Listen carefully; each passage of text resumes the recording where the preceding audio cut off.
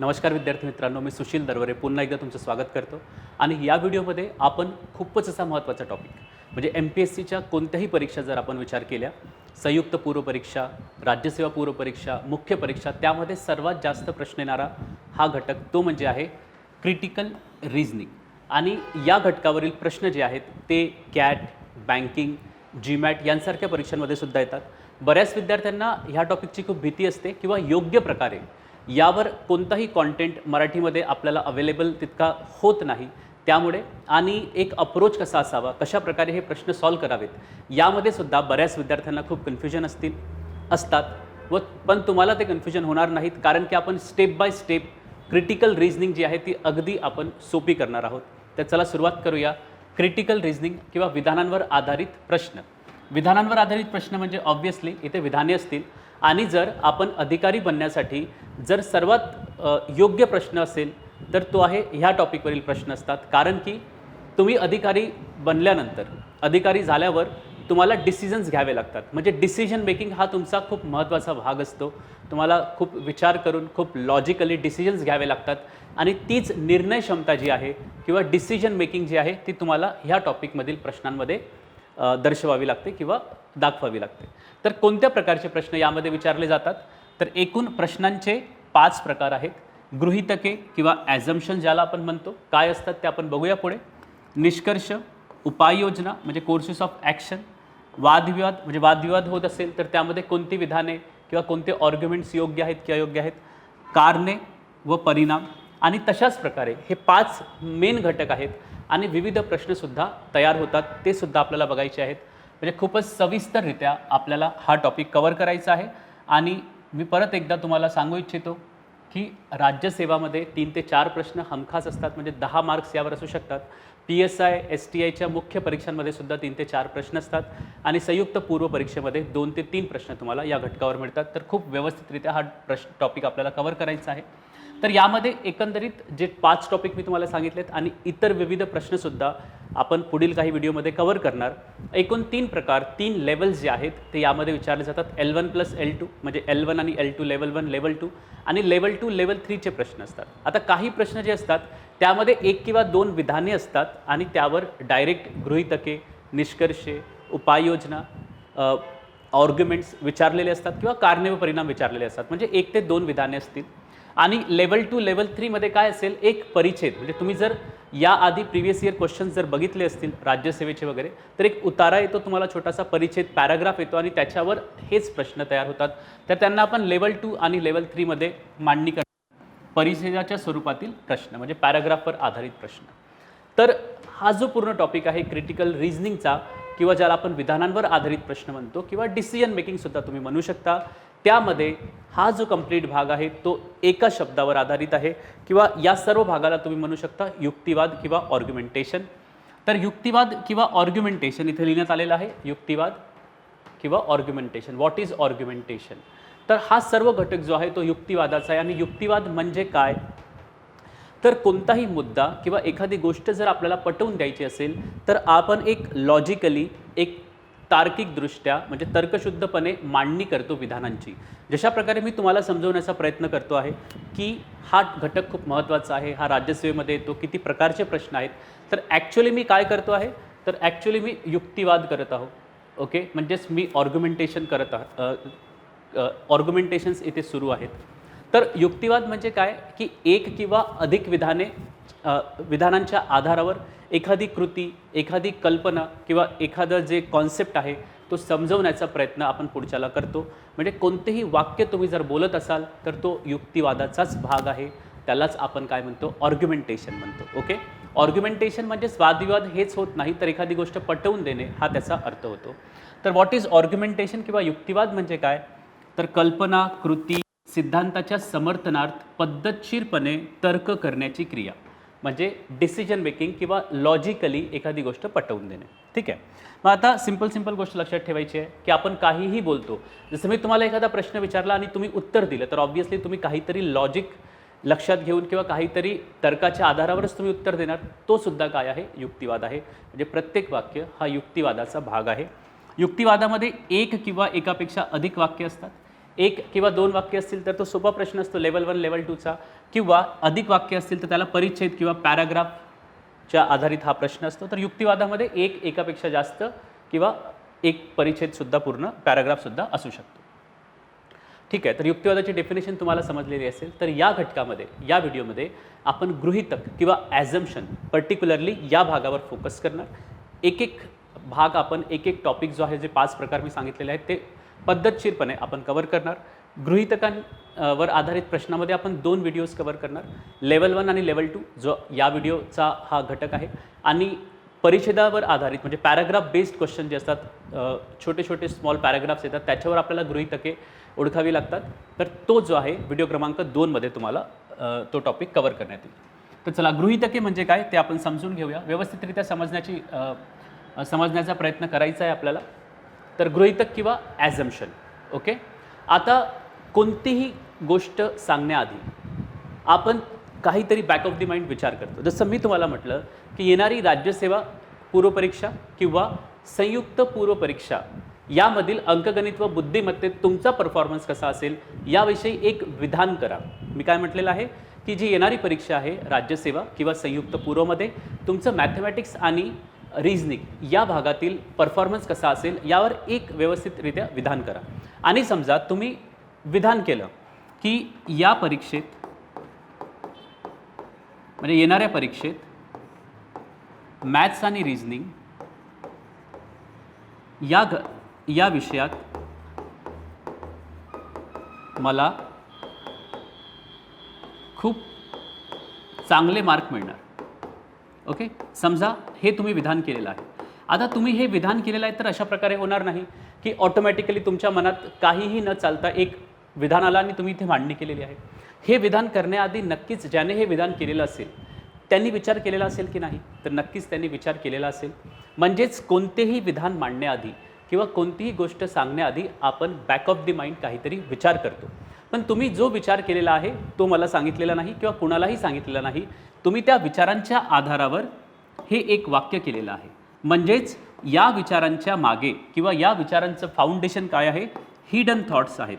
म्हणजे जे आपल्याला माहिती नाहीत. म्हणजे ज्याने विधान केलेलं आहे त्यांनी काहीतरी विचार केला. हिडन म्हणजे काय? लपलेले विचार. म्हणजे त्यांनी ते स्पष्टपणे आपल्याला सांगितले नाही. त्या विधानांच्या आधारावर हे जे हिडन थॉट्स आहेत या विचारांच्या आधारावर हे त्याने विधान केलेलं आहे. तर हे जे हिडन थॉट्स असतात म्हणजे काहीतरी त्याने विचार केलेला आहे आणि त्याच्या आधारावरच हे वाक्य त्यांनी सांगितलेलं आहे. तर हे जे हिडन थॉट्स असतात त्यांनाच आपण काय म्हणतो? गृहीतके म्हणतो. ओके, हिडन थॉट्स काय असतात? गृहीतके असतात. आता कोण गृहीतक करणार? ज्याने विधान केलेलं आहे त्यानेच हिडन थॉट्स किंवा काहीतरी विचार केलेला असेल आणि हे वाक्य केलेले असेल. तर ज्याने विधान केलेलं आहे किंवा जो विधान मांडतो त्याच्या दृष्टीने आपल्याला गृहीतकांचा किंवा ॲझम्पशनचा विचार करायचा आहे. तर त्याने काय विचार केलेला असेल? तो म्हणतो आहे की या परीक्षेत मॅथ्स व रिझनिंगमध्ये मला खूप चांगले मार्क्स मिळणार आहेत. याचा अर्थ काय असू शकतो? की त्याने विचार केलेला असेल की माझ्याकडे जो कॉन्टेंट आहे किंवा मी जो व्हिडिओ कोर्स परचेस केलेला आहे किंवा व्हिडिओमध्ये टॉपिक्स कव्हर करतो आहोत ते खूप अगदी योग्य आहेत. माझ्याकडे प्रत्येक लेवलचे प्रश्न मी सराव करणार आहे. माझी प्रिपरेशन आणि प्रॅक्टिस खूप चांगली असणार आहे. हे सर्व त्याने विचार केलेला असेल आणि त्याच्या आधारावरच हे विधान केलेलं आहे. तर हे सर्व जे विचार आहेत त्यांना आपण काय म्हणणार? ॲझम्पशन्स किंवा गृहीतके म्हणणार. थोडी डेफिनेशन्स आपण बघून घेऊ. युक्तिवादात गृहीतके हा युक्तिवादाचा आधार किंवा प्रिमाईस आहे. बघा, हा युक्तिवाद आहे. म्हणजे कोणतेही जे विधान येते त्याला आपण काय म्हणतो? युक्तिवाद. आणि याचा आधार काय? हिडन थॉट्स म्हणजेच काय? गृहीतके. हे तुम्हाला क्लिअर झालेलं असेल. आणि जो स्पष्टपणे सांगितलेला नसतो म्हणजे हे आपल्याला सांगण्यात आलेलं नाही, आपल्याला अंदाज लावायचा आहे की ज्याने विधान केलेलं आहे त्याने काय हिडन थॉट्स किंवा गृहीतके किंवा ॲझ्युम केलेलं असेल. ओके, दुसरं, हे न सांगितलेले गृहीतक अतिशय महत्त्वाचे असते कारण तर्काची वैधता त्याच्या गृहीतकाच्या तर्काच्या आधारावर असते. म्हणजे आपल्याला कोणते गृहीतक योग्य आहे की अयोग्य आहे हे डिसाईड करायचं असेल प्रश्नामध्ये. आपण पुढे प्रश्न बघणार आहोत. तर जे गृहीतक आपल्याला दिलेलं असेल त्याच्या आधारावर हे विधान करता येणार की नाही. समजा एखादं गृहीतक असेल आणि ते या विधानाच्या संदर्भात चूक आहे की बरोबर आहे हे तुम्हाला ओळखायचं असेल तर कशा प्रकारे आपण ते ओळखू शकतो? तर समजा एखादं मी तुम्हाला गृहीतक दिलं की तुमचा अभ्यास अंकगणित व बुद्धिमत्तेचा योग्य प्रकारे होणार नाही. समजा हे गृहीतक असतं तर हे गृहीतक या विधानासाठी योग्य असेल का? तर अजिबात नसेल. कारण की जर आपण हे गृहीतक, तुमचा अभ्यास योग्य प्रकारे होणार नाही हे गृहीतक बरोबर धरलं तर तुमचा पेपरच चांगला जाणार नाही परीक्षेत, बरोबर. तशा प्रकारे गृहीतकांच्या आधारावर तर्क मांडण्यात येतो, कशाचा, युक्तिवादाचा. आणि तिसरा, गृहीतके हे युक्तिवादाचे गहाळ दुवे म्हणजे कनेक्टिंग लिंक्स असतात. म्हणजे एखादं वाक्य देण्यात येईल, त्याचे कनेक्टिंग लिंक्स असतात. तर उदाहरणांच्या आधारे आपण हे समजून घेऊया तर जास्त चांगल्या पद्धतीने तुम्हाला हे क्लिअर होईल. ठीक आहे. आता दोन सर्वात महत्त्वाच्या गोष्टी लक्षात घ्यायच्या. क्रिटिकल रिझनिंगचे प्रश्न सॉल्व्ह करताना, म्हणजेच डिसिजन मेकिंग किंवा विधानांवर आधारित प्रश्न सॉल्व्ह करताना नेहमी दोन गोष्टी लक्षात ठेवायच्या. दिलेली विधाने किंवा युक्तिवाद, म्हणजे तुम्हाला काहीतरी विधाने देण्यात येतील किंवा काहीतरी एक पॅराग्राफ देण्यात येईल, तो नेहमी बरोबरच आहे हेच मानायचे. ठीक आहे. त्यामध्ये आपण काहीही कमतरता काढायची नाही किंवा ते चुकीचे असू शकते असा विचार करायचा नाही. जे विधान तुम्हाला देण्यात येईल ते योग्यच असेल. ओके. मग ते फॅक्टशी किंवा तुमच्या विचारांशी जुळते की नाही याचा काहीही संबंध नाही. जे विधान देण्यात येईल प्रश्नामध्ये ते आपण योग्यच म्हणायचं आहे आणि त्याच्या आधारावर प्रश्नाचे उत्तर द्यायचे आहे. प्रश्नाचे उत्तर देताना जो विषय किंवा मुख्य संकल्पना मांडण्यात आलेली आहे त्याच्या संदर्भातच विचार करायचा आहे. म्हणजे ज्याला म्हणतो की आपला जो स्कोप आहे विषयाचा किंवा विधानांचा जो स्कोप आहे त्याच्या स्कोपमध्येच आपल्याला विचार करायचा आहे. फॉर एक्झाम्पल, जर उतारा किंवा विधान भारतीय अर्थव्यवस्थेविषयी माहिती देत असेल आणि प्रश्न भारतीय इतिहासाविषयी विचारण्यात आलेला असेल तर मग तो आउट ऑफ स्कोप प्रश्न झाला. त्या गृहीतकाला किंवा निष्कर्षाला आपण काय करणार, चुकीचंच करणार. म्हणजे आपल्याला स्कोप म्हणजे ज्या विषयाची इंट्रोडक्शन दिलेलं असेल, ज्या विषयाची माहिती दिलेली असेल विधानामध्ये, तोच आपल्याला त्याविषयीच विचार करायचा आहे. ठीक आहे. आता काही उदाहरणांद्वारे आपण समजून घेऊ की कोणते गृहीतक असतील आणि तुम्ही विधान तुमच्या पुढे देण्यात आलेलं आहे, तुम्ही बघू शकता. अशा प्रकारे काही प्रश्न आपण करणार. 5-6 विधान आहे आणि त्यावर कोणते गृहीतक असू शकते हे आपल्याला ओळखायचं आहे. तर तुम्ही व्हिडिओ पॉज करून स्वतः डिसाईड करून बघा आणि त्यानंतर उत्तर मॅच करण्याचा प्रयत्न करा. सुरुवातीला होऊ शकतं तुम्हाला हा टॉपिक डिफिकल्ट वाटू शकतो, पण हा टॉपिक, या टॉपिकवर कमांड मिळवण्याचं एकच चांगलं साधन आहे, ते म्हणजे डिस्कशन. म्हणजे कोणतंही उत्तर जर तुम्ही देतात आणि ते चुकीचं असेल तर ते का चूक झालेलं आहे, आपण जो विचार केलेला आहे तो योग्य का नाही, हे जर आपल्याला समजून आलं तर या टॉपिकमध्ये जो आहे तो आपल्याला कमांड मिळवता येईल आणि खूपच चांगले मार्क्स तुम्ही परीक्षेमध्ये मिळवू शकता. सराव प्रश्नांमध्येच आपण अराऊंड 60 ते 70 प्रश्न डिस्कस करणार आहोत. प्रिव्हियस इयरचे जवळपास 30-40 प्रश्न आपण डिस्कस करणार आणि सरावासाठी तुम्हाला जवळपास 100 प्रश्न मिळणार. तर इतकं जर तुम्ही योग्य पद्धतीने केलं तर प्रत्येकच प्रश्न तुमचा परीक्षेतील सॉल्व्ह होणार आहे. ओके. तर बघा, पहिलं विधान आहे की रोहित शर्मा चांगला फलंदाज आहे म्हणून भारत सामना जिंकणार. तर या विधानासाठी कोणते गृहीतक योग्य असेल? आता गृहीतक म्हणजे काय की ज्याने विधान केलेले आहे त्याने काय विचार केलेला असेल हे तुम्हाला ओळखायचं आहे. तुम्ही काय विचार करता याच्याशी काही घेणं देणं नाही. विधान जे आहे ते योग्यच मानायचं आहे आपल्याला आणि ज्याने विधान केलं असेल त्याने काय गृहीत धरले असेल मनात हे विधान करण्याआधी, ओके, ते तुम्हाला ओळखायचं आहे. रोहित शर्मा चांगला फलंदाज आहे म्हणून भारत सामना जिंकणार. तर यावरून काय गृहीतक होऊ शकतं की चांगले फलंदाज सामना जिंकवू शकतात. चांगले फलंदाज सामना जिंकवू शकतात. बघा, योग्य आहे की नाही? समजा परीक्षेत अशा प्रकारे गृहीतक आला आणि तुम्हाला ओळखायचं असेल की दिलेल्या विधानासाठी हे गृहीतक योग्य आहे की नाही, तर मग आपण विचार करायचा की ह्या गृहीतकाला जर आपण बरोबर कन्सिडर केलं तर हे वाक्यसुद्धा बरोबर होईल का. मग समजा त्याने विचार केला असेल की चांगले फलंदाज सामना जिंकवू शकतात, मग चांगले फलंदाज सामना जिंकवू शकतात तर त्या आधारावर हे विधान जे आहे ते अस्तित्वात येईल का. तर रोहित शर्मा चांगला फलंदाज आहे म्हणून भारत सामना जिंकणार. तर या गृहीतकाच्या आधारावर हे विधान अगदी योग्य आहे, कारण की रोहित शर्मा चांगला फलंदाज आहे आणि चांगला फलंदाज सामने जिंकवू शकतात, त्यामुळे भारतसुद्धा सामना जिंकणार. म्हणजेच या गृहीतकाच्या आधारावर दिलेले विधान जे आहे ते अस्तित्वात येतं, ते एक्झिस्ट करतं, ते बरोबर आहे त्याच्यामागे लॉजिक. त्यामुळे हे गृहीतक कसे आहे, अगदी बरोबर आहे. ओके. परीक्षेत आपल्याला गृहीतक कोणते येणार ते लिहायचं नसतं. गृहीतक ऑलरेडी दिलेलं असेल त्याच्या आधारावर आपल्याला विधान करता येणार की नाही हे आपल्याला ओळखायचं आहे. आणि गृहीतक कुणाच्या दृष्टीने विचार करायचा आहे, ज्यानेही विधान केलेलं असेल, जोही लेखक असेल त्या विधानाचा त्याच्या दृष्टीने आपल्याला विचार करायचा आहे. तर आय होप की तुम्हाला हा प्रश्न समजलेला असेल. आता उदाहरण 2 आणि 3 आपण डिस्कस करूया. तर बघा, विधान देण्यात आलेलं आहे, मायरा एक वेल आहे. हे नाव आहे, एक वेल आहे म्हणून मायरा एक सस्तन प्राणी आहे, मॅमल्स ज्याला आपण म्हणतो. ठीक आहे. मग यावरून आपण काय गृहीत धरलं असेल ज्याने विचार केलेला असेल की मायरा एक वेल आहे म्हणून. आता बघा, म्हणूनच्या नंतर जे वाक्य येतं तो काय असतो, निष्कर्ष असतो. तो काय असतो, निष्कर्ष. पण पुढचा टॉपिक आपला जो असेल तो निष्कर्ष असेल, आपण इथे फक्त गृहीतकांसाठी विचार करूया. ठीक आहे. मायरा एक वेल आहे म्हणून मायरा एक सस्तन प्राणी आहे. म्हणजेच आपण हे गृहीतक धरू शकतो का बघा, वेल सस्तन प्राणी आहे, मॅमल आहे. समजा हे गृहीतक आहे, तर हे विधान योग्य असेल का? तर अगदी योग्य असेल. वेल सस्तन प्राणी आहे, मायरा एक वेल आहे म्हणून मायरा काय आहे? सस्तन प्राणी आहे. तर याचं योग्य गृहीतक काय असेल? वेल सस्तन प्राणी आहे. ठीक आहे. तिसरा क्रमांकाचा प्रश्न आपण बघूया इथे.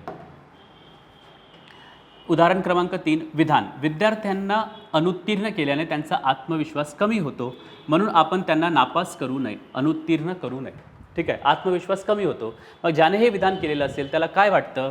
तर त्याला हे वाटत असेल हे विधान करण्याच्या आधी की विद्यार्थ्यांचा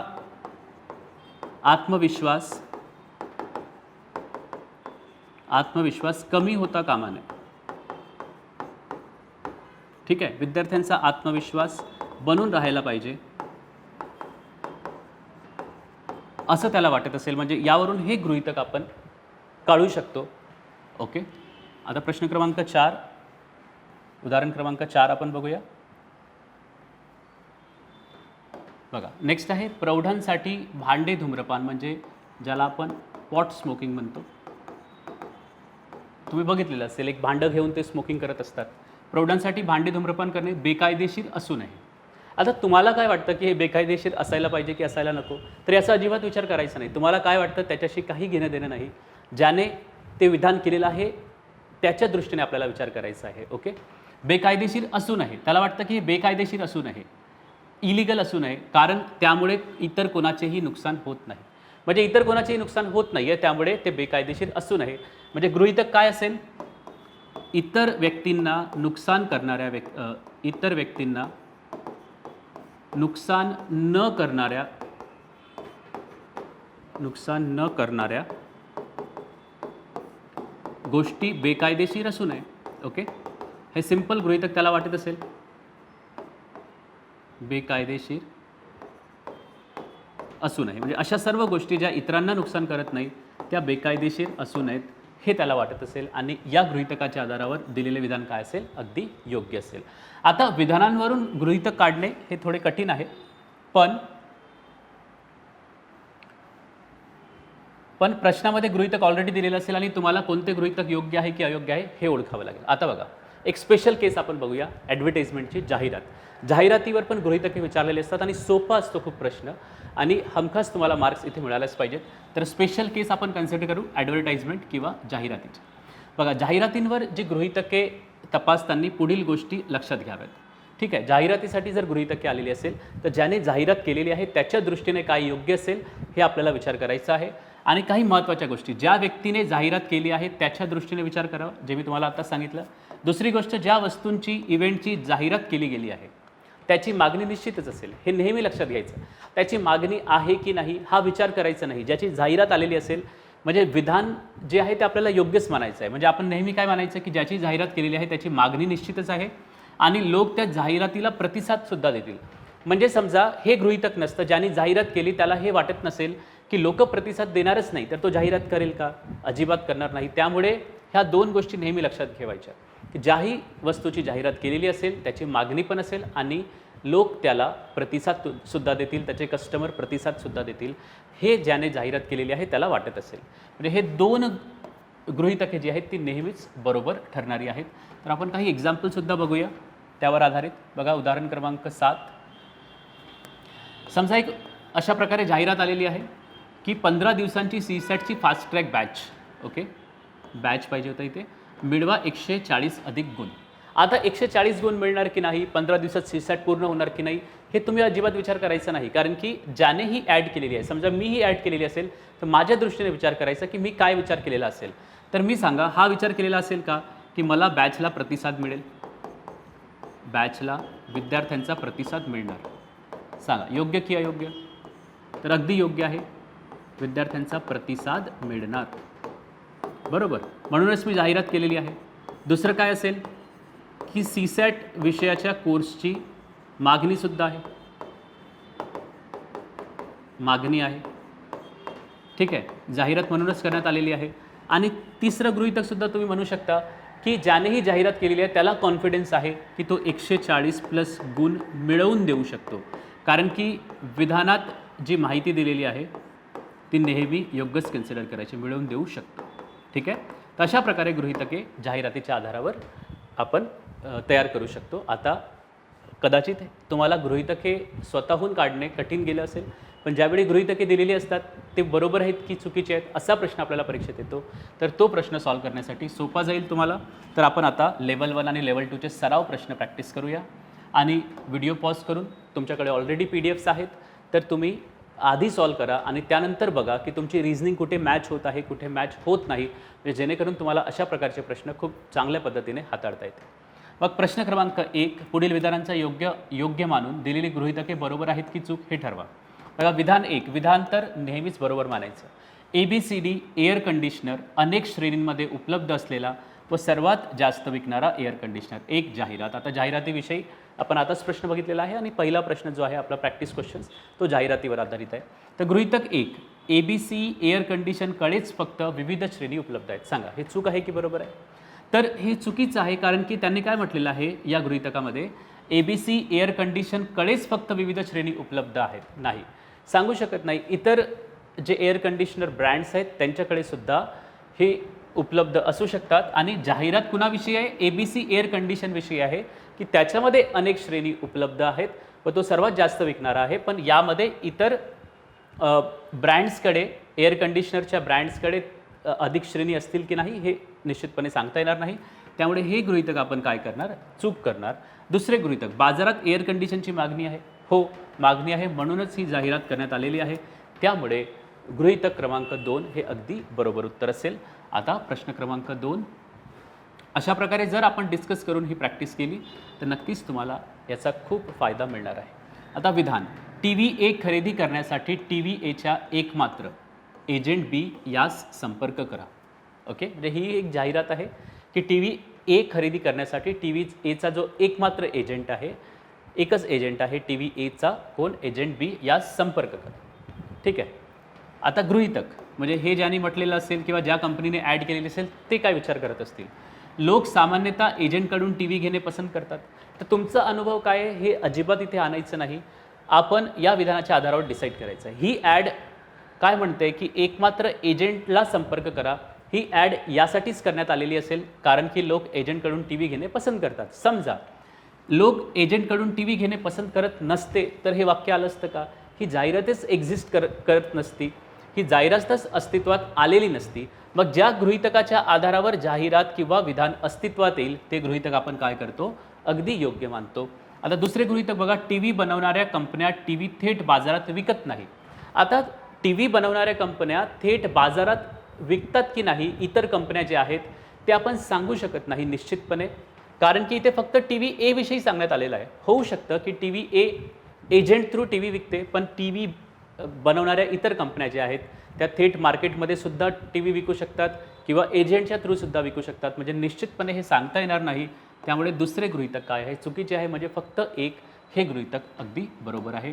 तर प्रश्न क्रमांक 3 आणि 4 सुद्धा तुम्हाला अशाच प्रकारे पुढचे प्रश्नसुद्धा सोडवायचे आहेत आणि त्यानंतरच तुम्ही डिस्कशन बघाल तर जास्त बेटर असेल.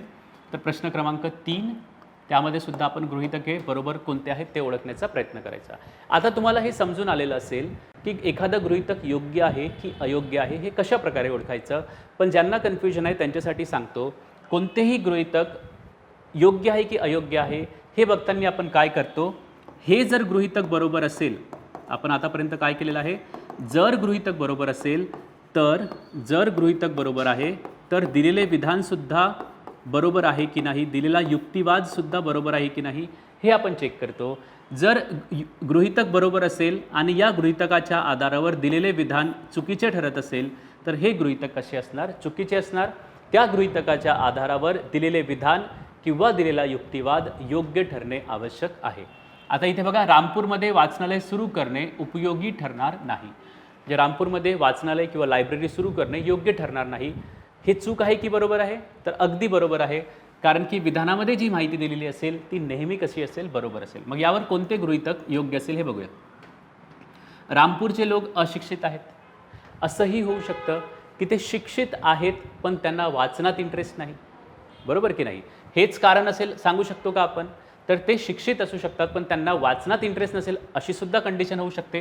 त्यामुळे निश्चितपणे आपण हे कारण म्हणू शकत नाही किंवा हे गृहीतक म्हणू शकत नाही की ज्याने हे विधान केलेलं असेल त्याला हेच वाटतं आहे का की ते अशिक्षितच असतील, हे सांगू शकत नाही. त्याला हेही वाटू शकतं की त्यांना वाचनात इंटरेस्ट नाही. आणि दुसरे गृहीतक आहे, रामपूरच्या लोकांना वाचनाची आवड नाही, पण हेही आपण निश्चितपणे म्हणू शकत नाही. त्याचं म्हणणं असंही असू शकते किंवा त्याची थॉट प्रोसेस किंवा हिडन थॉट्स किंवा ॲझम्पशन किंवा गृहीतक असंही असू शकते की त्यांना वाचनाची आवड तर आहे पण त्यांना वाचता येत नाही, ते अशिक्षित आहेत. म्हणजे हे कारणसुद्धा आपण निश्चितपणे सांगू शकत नाही. पण इथे खूपच स्पेशल कंडिशन एक आलेली आहे जी 99% प्रश्नांमध्ये अजिबात येत नाही. ती म्हणजे निष्कर्ष 1 किंवा निष्कर्ष 2, निष्कर्ष 1 किंवा निष्कर्ष 2 हा पर्याय. सॉरी, इथे गृहीतक येणार, गृहीतक 1 किंवा गृहीतक 2 बरोबर, म्हणजे कोणतेही एकच गृहीतक बरोबर असेल. म्हणजे आयदर 1 or 2 ची ज्याला आपण कंडिशन म्हणतो, either 1 or 2 is true. Okay, आता बघा दोन्ही कारणे एकाच वेळी असू शकत नाहीत. दोन्ही कारणे एकमेकांची विरुद्ध आहेत.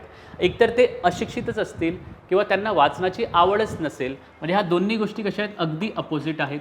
त्यामुळे इथे दोन्ही गृहीतके चुकीची. हा पर्याय टिक न करता आपण काय करणार, गृहीतक 1 किंवा गृहीतक 2 बरोबर हा पर्याय आपण टिक करणार. पण असा ऑप्शन खूपच कमी येतो परीक्षेत. अशा काही स्पेशल प्रश्नांमध्ये अशा प्रकारचा हा पर्याय तुम्ही टिक करू शकता. आणि हा पर्याय टिक करताना नेहमी लक्षात ठेवायचं, दोन्ही गृहीते चुकीची असणे आवश्यक आहेत आणि ती एकमेकांच्या अगदी विरुद्ध असावीत. ओके, आता नेक्स्ट प्रश्न क्रमांक 4 बघा. भारतात जितकेही फ्रिज तयार होतात त्यामध्ये एनकूल सर्वाधिक विकणारा ब्रँड आहे. तर जितकेही फ्रीज तयार होतात त्यांच्यामध्ये एनकूल हा सर्वाधिक विकणारा ब्रँड आहे असं एखाद्याने कमेंट केलं. आता त्याच्या दृष्टीने त्याने आधी काय विचार केलेला असेल हे आपण ओळखण्याचा प्रयत्न करूया. गृहीतक 1, भारतात तयार होणाऱ्या प्रत्येक फ्रीजच्या ब्रँडची विक्री माहीत आहे. ठीक आहे, मग हे बरोबर आहे की चूक आहे हे डिसाईड करण्यासाठी आपण काय करणार, याला बरोबर मानल्यावर हे बरोबर होतं का हे आपण विचार करणार. तर भारतात तयार होणाऱ्या प्रत्येक फ्रीजच्या ब्रँडची विक्री माहीत आहे हे जर आपण बरोबर समजलं तरच हे विधान येऊ शकतं. तरच आपण म्हणू शकतो की एनकूल सर्वाधिक विकणारा ब्रँड आहे. जर विक्री माहीतच नसती तर मग आपण म्हणू शकलो असतो का की एनकूल हा सर्वाधिक विकणारा ब्रँड आहे? अजिबात नाही. त्यामुळे हे गृहीतक अगदी योग्य आहे कारण की याच्याच आधारावर हे विधान अगदी बरोबर असेल, अस्तित्वात असेल. ठीक आहे. दुसरं, भारतात एनकूल ब्रँडचे फ्रीज सर्वाधिक तयार होतात. आता बघा, सर्वाधिक जास्त विकणारा ब्रँड आहे याचा अर्थ असा होणार नाही की तो सर्वाधिक जास्त तयार पण होत असेल. ठीक आहे, यांच्यामध्ये काही रिलेशन नाही की सर्वाधिक जे तयार होतात तेच सर्वात जास्त विकतात. यांच्यामध्ये आपण निश्चितपणे काही रिलेशन सांगू शकत नाही. त्यामुळे हे गृहीतक कसे आहे, चुकीचे आहे. त्यामुळे फक्त गृहीतक 1 बरोबर हे या प्रश्नाचं योग्य उत्तर असेल. आता 5वा प्रश्न तुमच्या स्क्रीनवर आहे. विधान आहे, आमच्या कार्यालयात वक्तशीरपणा आणण्यासाठी आम्ही आमच्या कर्मचाऱ्यांना वाहतूक भत्ता प्रदान केला पाहिजे, कंपनीचे प्रभारी कार्मिक व्यवस्थापकाला सांगतात. ठीक आहे, आता कोण सांगतो आहे, प्रभारी कार्मिक सांगत आहेत. म्हणजेच त्यांच्या दृष्टीने आपल्याला विचार करायचा आहे की यांनी काय विचार केलेला असेल हे विधान करण्याच्या आधी. म्हणजे वक्तशीरपणा आणण्यासाठी त्यांना वाहतूक भत्ता प्रदान केला पाहिजे. आता पहिले गृहीतक, वाहतूक भत्ता वक्तशीरपणा आणण्यास मदत करणार नाही. सांगा हे गृहीतक बरोबर आहे का? जर हे गृहीतक आपण बरोबर गृहीत धरले की वाहतूक भत्ता वक्तशीरपणा आणण्यास मदत करणार नाही तर मग इथे हे विधानच तो म्हणू शकणार नाही. इथे तर वाहतूक भत्ता का प्रदान करावा, कारण की वक्तशीरपणा आणण्यासाठी असं म्हटलेलं आहे.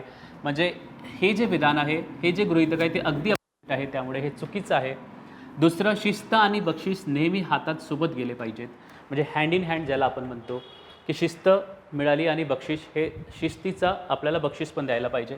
तर हे अगदी बरोबर आहे कारण की वाहतूक भत्ता हे बक्षीस झालं आणि वक्तशीरपणा ही शिस्त झाली. हे दोन्ही सोबत जाणार. गृहीतक 2 हे अगदी बरोबर आहे. आता प्रश्न क्रमांक 6, 18 वर्षावरील सर्व बेरोजगार भारतीयांना बेरोजगारी भत्ता देण्यात यावा. आता देण्यात यावा की नाही हा विवादाचा प्रश्न नाही. तुम्हाला हे विधान अगदी बरोबर आहे. मी नेहमी सांगतोय, आपण बऱ्याचदा आपण काय विचार करतो, आता तुम्ही पॉलिटीचा अभ्यास पण केलेला असेल, अर्थशास्त्राचा अभ्यास पण केलेला असेल, तर ऑब्व्हियसली तुम्हाला कुठेतरी ती नॉलेज दाखवण्याची इच्छा नेहमीच तुमच्या मनात येईल. पण इथे आता ती इच्छा आपल्याला दूर ठेवायची आहे. जे विधान आहे ते काहीही असो ते बरोबरच मानायचं आहे. मग ज्याने विचार केलेला आहे हा, त्याच्या दृष्टीने काय बरोबर असेल हे आपण ओळखण्याचा प्रयत्न करतो गृहीतकामध्ये. 18 वर्षावरील सर्व बेरोजगार भारतीय तरुणांना बेरोजगारी भत्ता देण्यात यावा. ठीक आहे, हे अगदी बरोबर आहे. याने काय विचार केलेला असेल ज्याने हे विधान केलेलं आहे, तर भारतात बेरोजगार तरुण आहेत ज्यांना आर्थिक मदतीची गरज आहे. हो, अगदी बरोबर आहे. आर्थिक मदतीची गरज नसती तर त्याने हे विधान केलेच नसते, म्हणून त्याने असा विचार नक्कीच केलेला असेल. आणि सर्व बेरोजगार तरुणांना भत्ता देण्यासाठी सरकारकडे पुरेसा निधी आहे. तुमच्यापैकी बऱ्याच विद्यार्थ्यांना हे गृहीतक अगदी बरोबर वाटणार, कारण की सरकारकडे निधी आहे, त्यामुळे सरकार तरुणांना भत्ता देईल. पण सरकारने हे कमेंट केलेले नाही, एका व्यक्तीने हे कमेंट केलेलं आहे, म्हणून सरकारकडे पुरेसा निधी आहे की नाही हे आपण सांगू शकत नाही. जर सरकारने हे विधान केले असते तरच आपण सांगू शकलो असतो की सरकारकडे निधी आहे की नाही, त्यामुळे हे गृहीतक चुकीचे आहे. म्हणजेच सरकारकडे पुरेसा निधी आहे की नाही हा आउट ऑफ स्कोप प्रश्न झाला आपला, त्यामुळे फक्त गृहीतक 1 हे अगदी बरोबर गृहीतक आहे. आता प्रश्न क्रमांक 7.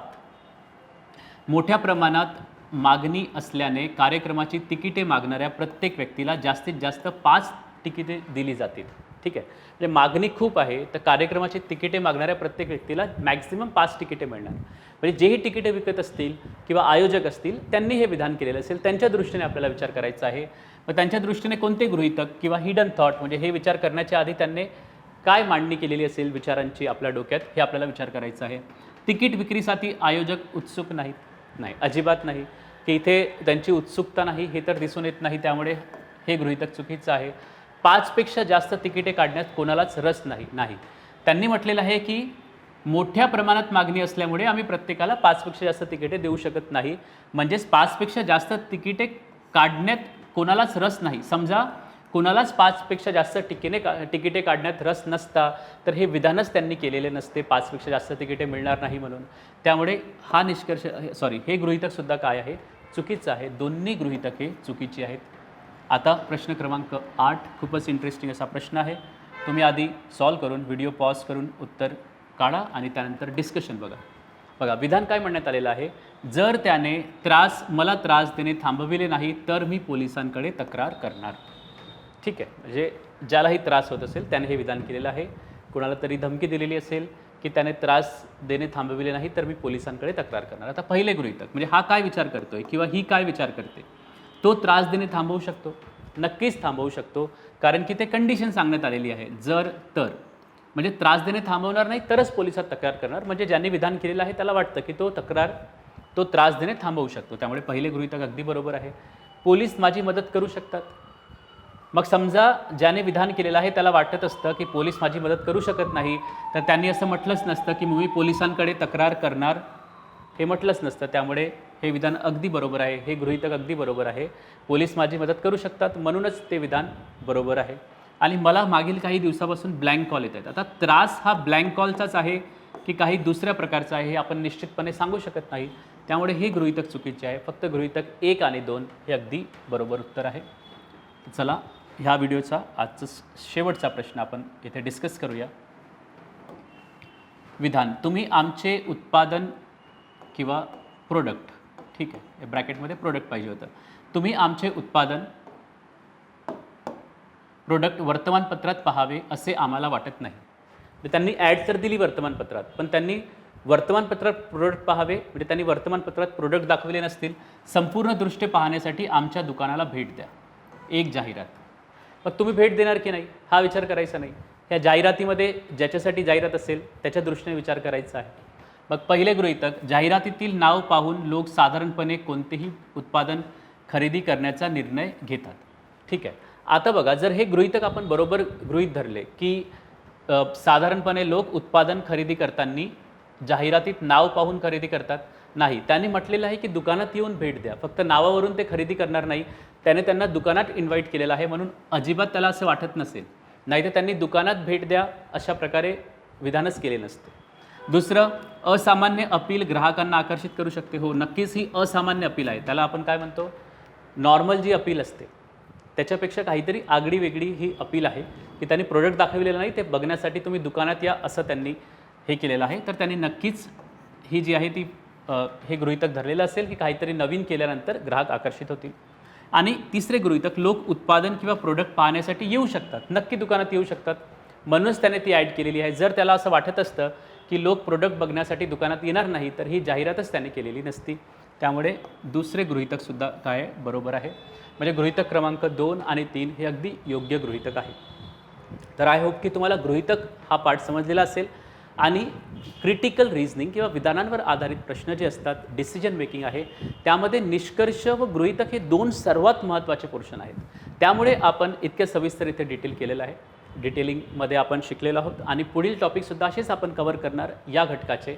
आणि गृहीतकावरील हा पहिला व्हिडिओ होता. दुसऱ्या व्हिडिओमध्ये आपण लॉजिक हेच असेल, पण परिच्छेद किंवा एक पॅराग्राफ असेल. म्हणजे इथे आता 1 किंवा 2 विधाने तुम्हाला सांगण्यात आलेली होती, तिथे 5 किंवा 6 विधाने असतील आणि त्या छोट्या उतार्याच्या आधारावर कोणते गृहीतक योग्य असेल किंवा त्याच्या युक्तिवादाला गृहीतक सपोर्ट करेल, अशा प्रकारचे प्रश्नसुद्धा आपल्याला कव्हर करायचे आहेत. राज्यसेवा आणि PSI मुख्यमध्ये अशा प्रकारचे प्रश्न येतात. तर पुढील व्हिडिओ जो आहे तो गृहीतकांवरच असेल, पण परिच्छेदावर आधारित असेल. तो तुम्ही नक्की बघा. Thank you very much.